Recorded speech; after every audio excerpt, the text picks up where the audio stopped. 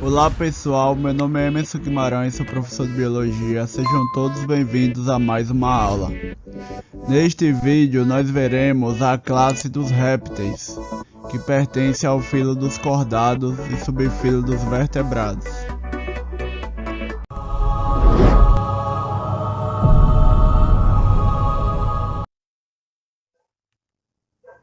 Os répteis, do latim reptilis, que se arrasta, têm o corpo recoberto por uma espessa epiderme de queratina e apresentam pulmões eficientes nas trocas gasosas com o ambiente aéreo. Duas características que mostram a adaptação do grupo à vida em terra firme. Os representantes mais conhecidos dos répteis são as serpentes, os lagartos, os jacarés, os crocodilos, os jabutis e as tartarugas. Portanto, os répteis são uma classe de vertebrados do filo dos cordados, que possuem adaptações para o ambiente de terra firme, como por exemplo a epiderme espessa com a presença de queratina e pulmões eficientes nas trocas gasosas com o ambiente aéreo. Essas características permitiram que os répteis tivessem sucesso no ambiente de terra firme. Os répteis são divididos em 4 ordens: Squamata, Chelonia, Crocodilia e Rhinchocephalia. Os esquamatos são os répteis mais abundantes e diversificados, representados principalmente por serpentes e lagartos. Aí nas fotos nós vemos alguns exemplos de répteis da ordem dos esquamatos, né, que são as serpentes e os lagartos. Então nós vemos aqui, ó, lagartos, esses dois lagartos, as serpentes. Então as serpentes e os lagartos, eles são répteis que pertencem à ordem dos esquamatos. Aqui nessas outras fotos nós vemos mais alguns exemplos de répteis da ordem dos esquamatos. Então nós vemos mais alguns lagartos, né, que pertencem à ordem dos esquamatos. Vemos também outros exemplos de serpentes, que também fazem parte da ordem dos esquamatos. Então essa ordem dos esquamatos são os répteis mais abundantes, né?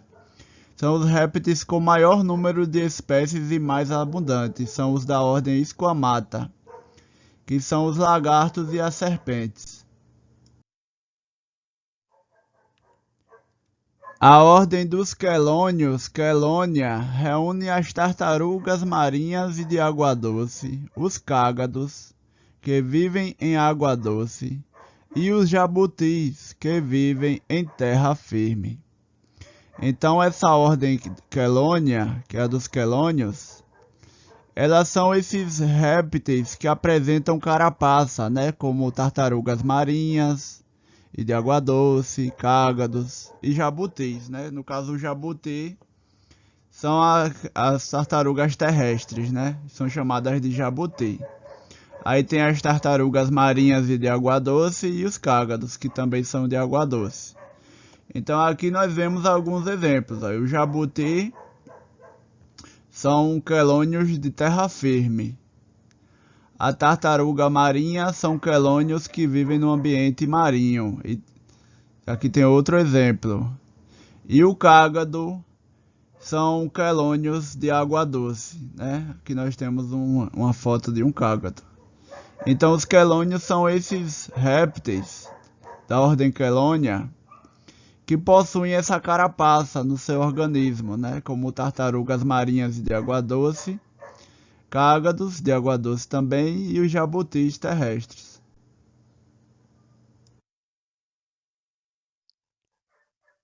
A ordem dos crocodílios, Crocodilia, reúne crocodilos, gaviais e jacarés, que vivem em rios e lagos de água doce em regiões quentes, apenas poucas espécies vivem no mar. Então, os répteis da ordem Crocodilia, representados por jacarés, crocodilos e gaviais, eles são presentes em rios e lagos de água doce com poucas espécies vivendo no mar. Aqui nós vemos nas fotos da esquerda, nessa foto nós temos um crocodilo, que os crocodilos eles apresentam os dentes, muitos dentes para fora da maxila, né? Aqui nessa outra foto nós temos um gavial, que ele possui os maxilares finos, né? A característica dos gaviais é que ele tem os maxilares finos. E aqui nessa outra foto nós temos um jacaré. Então os crocodilianos, eles vivem em rios e lagos de água doce, com poucas espécies vivendo no mar, né? São representados por crocodilos, gaviais e jacarés. A ordem dos rincocéfalos, Rhincocephalia, reúne as tuataras, com apenas 2 espécies viventes restritas à Nova Zelândia. O tamanho dos répteis atuais varia de poucos centímetros em alguns lagartos a vários metros em algumas serpentes. Aí nas fotos da direita, nós vemos fotos da tuatara. A tuatara são répteis pertencentes à ordem Rhincocephalia. São apenas 2 espécies viventes restritas à Nova Zelândia. Então, apenas na Nova Zelândia é que existem répteis dessa ordem Rhincocephalia, que são as tuatárias com apenas 2 espécies viventes. Aqui nessa figura 9.13 nós temos representantes dos répteis. Na foto A nós temos a cascavel, da espécie Crotalus duriçus, da ordem Squamata, que atinge 1,2 metros de comprimento. Na foto B, nós temos o camaleão Chamaleo gracilis, da ordem Squamata, que atinge 35 centímetros de comprimento. Na figura C, tartaruga de pente Eretimocheles imbricata, da ordem Chelonia, que mede até 90 centímetros de comprimento. Na foto D, jacaré do Pantanal, caimã yacare, da ordem Crocodilia, que ultrapassa 2,5 metros de comprimento. E na foto E, tuatara Sphenodon punctatus, da ordem Rhincocephalia, com cerca de 30 centímetros de comprimento. Então aqui nós vemos alguns exemplos de representantes dos répteis, né? As serpentes e o camaleão da ordem Squamata, a tartaruga da ordem Chelonia, o jacaré da ordem Crocodilia e a tuatara da ordem Rhincocephalia. Répteis anfíbios e a maioria dos peixes costumam ser designados como animais de sangue frio, pois não utilizam calor gerado no metabolismo para controlar a temperatura corporal. Pelo fato de utilizarem calor externo para se aquecer, esses animais são chamados ectotérmicos, do grego ektos, que significa de fora, e termo, que significa calor, termo mais apropriado que animais de sangue frio. Mamíferos e aves, por outro lado, são animais endotérmicos, do grego endon, que significa dentro, pois a manutenção de sua temperatura corporal utiliza calor gerado pelo metabolismo. Então os répteis, eles obtêm o calor de fora do seu corpo, né? Por isso eles são chamados de ectotérmicos, porque o calor que eles adquirem vem de fora do seu organismo, né? Vem do ambiente, como por exemplo o calor da luz solar, né? Muitos répteis utilizam a luz solar para poder aquecer o seu corpo, né? Já que eles são animais ectotérmicos. Já as aves e os mamíferos são animais endotérmicos, já que o calor deles vem de dentro do organismo, né? É gerado pelo próprio metabolismo das aves e dos mamíferos. Os répteis são, na maioria, animais dioicos e ovíparos. Dioicos significa que eles têm os sexos separados. Existe um indivíduo macho que produz gametas masculinos e um indivíduo fêmea que produz gametas femininos. E ovíparos. Ovíparo significa que eles põem ovos, né? Eles se reproduzem através de ovos.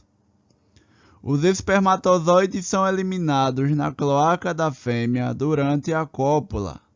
E a fecundação é interna, ou seja, ocorre dentro do organismo. O desenvolvimento é direto, sem estágio larval.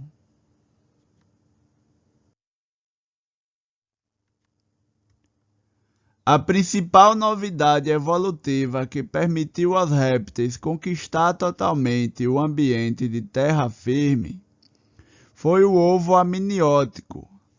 Trata-se de um ovo protegido por uma casca membranosa ou calcária, no interior do qual o embrião forma estruturas extraembrionárias, saco vitelínico, amnion e alantoide, que lhe permitem sobreviver fora da água. Aí na figura da direita, nós vemos uma representação de um réptil, de um ovo amniótico, né? O ovo amniótico foi uma aquisição evolutiva que favoreceu a que os répteis conseguissem ter sucesso no ambiente de terra firme, né? O ovo amniótico. Ele tem as estruturas que permitem esse ovo se desenvolver em ambiente de terra firme. Tem o saco vitelínico, a casca, tem o amnion, né, o alantoide. Então essas estruturas presentes no ovo amniótico, elas possibilitaram que os répteis conseguissem conquistar o ambiente de terra firme, juntamente com as outras adaptações que os répteis possuem. As estruturas extraembrionárias características do ovo amniótico também ocorrem em aves e mamíferos, o que levou os sistematas a reunir esses animais e os répteis no grupo Amniota, que tem amnio, uma bolsa cheia de líquido que envolve o embrião e o protege da dessecação e de eventuais choques mecânicos. Então, essa estrutura do amnio, ela também está presente nas aves e nos mamíferos, além dos répteis, né? Que é o amnio é uma bolsa cheia de líquido que envolve o embrião e o protege da dessecação e de eventuais choques mecânicos. Foi uma importante aquisição evolutiva para esses grupos de vertebrados.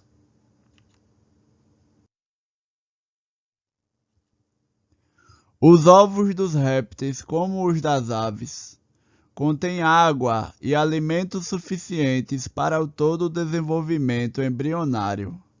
As trocas do embrião com o ambiente restringem-se aos gases respiratórios que se difundem pelos envoltórios do ovo.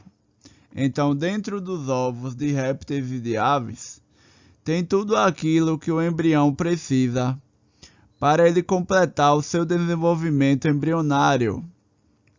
Então, de dentro do ovo já sai um animal totalmente formado, né?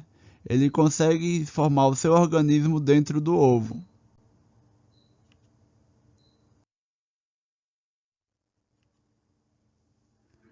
Aqui nessa figura, nós temos na figura A, visão da parte posterior da tartaruga verde, Chelonia midas, animal com cerca de 1,5 metro de comprimento, colocando ovos na areia da praia. A foto foi tirada no arquipélago de Comores no ano de 2009. Na figura B, nós temos filhotes de tartaruga oliva, Lepidochelys olivácea, saindo do ovo. O animal adulto mede cerca de 60 centímetros de comprimento. Então aqui nessas fotos nós vemos como é que os répteis se reproduzem, né? Que é através de ovos. Os répteis possuem o ovo amniótico, né? Eles põem os seus ovos e dentro desse ovo o embrião se desenvolve até que o embrião esteja totalmente formado. Aí a casca do ovo é rompida e dentro dele sai um réptil jovem, né? Um réptil jovem que irá completar o seu crescimento fora desse ovo.